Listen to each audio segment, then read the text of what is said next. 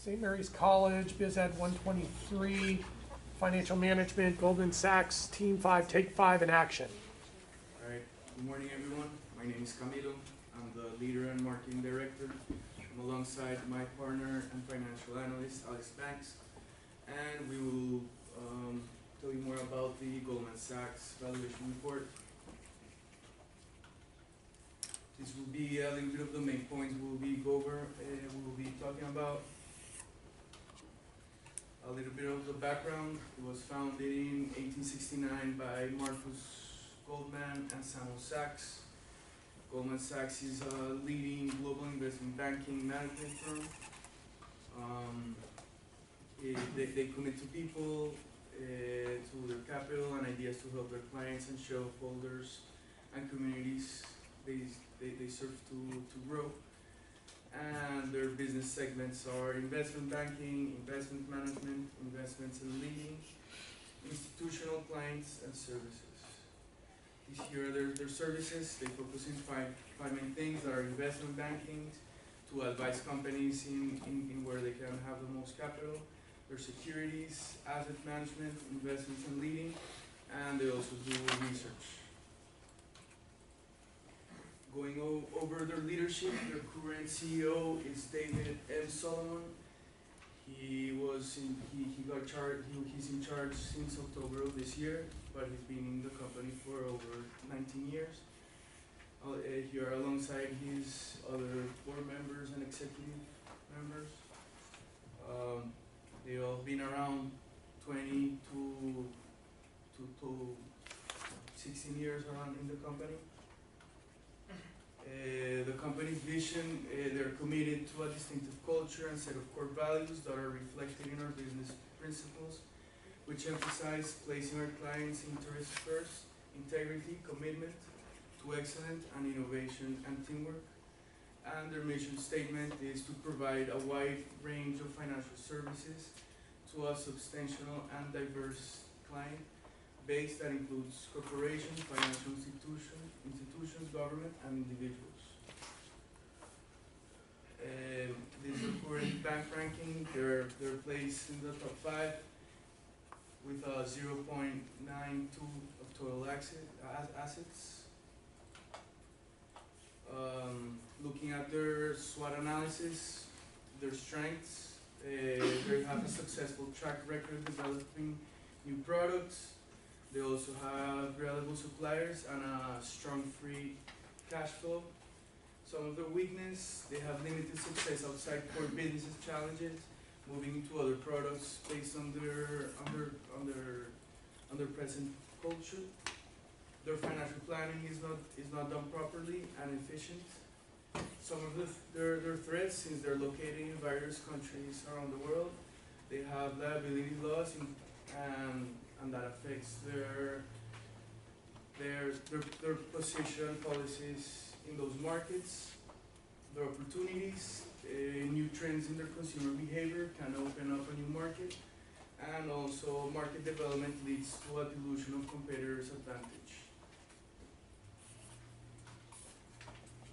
Alright, looking to the technical analysis, you see that there's an upward trend. Since it's a 3-year analysis, we think that there will be another breakout soon. And that's about it. I'm going to leave the rest of the presentation to my financial analysis, and we'll go over some other key points. So for our first financial condition table, we have Goldman Sachs as an overall condition of good. So with their ROA being the worst, it was 0.48 compared to the peer group of 0.8. We put that as poor. It could have been a little bit below average, but we decided to put poor there. And then going down to ROE, which is 5.07, a little bit under the peer group, so we put average. And then along with the profit margin and debt to equity, good and excellent. For our second financial condition table, has to do with the EPS, PE, dividend yield, and revenue growth. We've basically labeled their condition as overall as good. We have excellent, average, good, and poor, with revenue growth being their worst. So for the perpetuity model, we got an intrinsic value of 258.7 with a stock price of 203.7, giving us a premium of 27%. We used a return on equity of 8%, which is just a little middle point between 7 and 9, which gives us our intrinsic value. And then for Gordon Growth, we got intrinsic value of 295.7, which is a 45% premium over the current stock price. And we calculated this also using an 8% return on equity, but while also using a 1% growth rate, considering the company's not really growing, it's kind of declining as of right now. For the multiple approach, we got intrinsic value of 289 and 80 cents, and the stock price is obviously 203.7, which gives us a premium of 42%. As you can see, Goldman Sachs multiples are 13.3, 14.6, and 13.5.